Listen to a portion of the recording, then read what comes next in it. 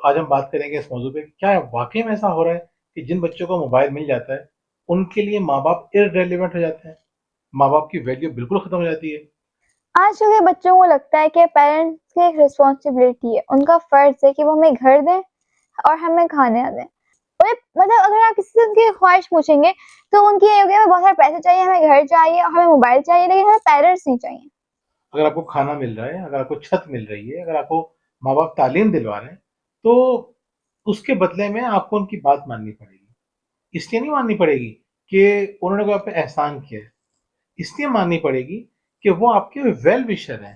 तो आप ये बताएँ कि जो बच्चे कहते हैं कि हमें अपने मतलब की लाइफ़ चाहिए, तो उनकी लाइफ़ क्या बहुत सुकून में होती है? नहीं, क्या होता है? वो लोग बज़ाहिर ये शो कर रहे होते हैं हमें पेरेंट्स की ज़रूरत नहीं है, लेकिन उनकी बातें भी ऐसी होती हैं कि पेरेंट्स हमें टाइम नहीं देते, मतलब पेरेंट्स को हमसे प्यार ही नहीं है। उन्हें प्यार नहीं चाहिए, उनको टाइम नहीं चाहिए, लेकिन मतलब उन्हें चाहिए भी। उस टाइप की सिचुएशन है अभी। कन्फ्यूज़्ड है। कन्फ्यूज़। इसका सॉल्यूशन क्या है? सिंपल सा सॉल्यूशन है। क्या सॉल्यूशन है? सॉल्यूशन ये कि अगर बच्चे पेरेंट्स से क्लोज होंगे, एक दोस्ती वाला रिलेशन होगा, तो वो पास बैठेंगे। जब वो उनके पास बैठेंगे, उनकी बातें सुनेंगे, जब भी वो उनकी बातों में समझ सकते हैं वो क्या सही बात कर रहे हैं। आप अगर आपका रिलेशन अच्छा नहीं है, तो आप बच्चे को बता कैसे सकते हैं कि क्या सही है, गलत है? वो बिल्कुल। उसे आप ही गलत लग रहे हैं, तो वो आपकी कैसे कोई बात सुनेगा?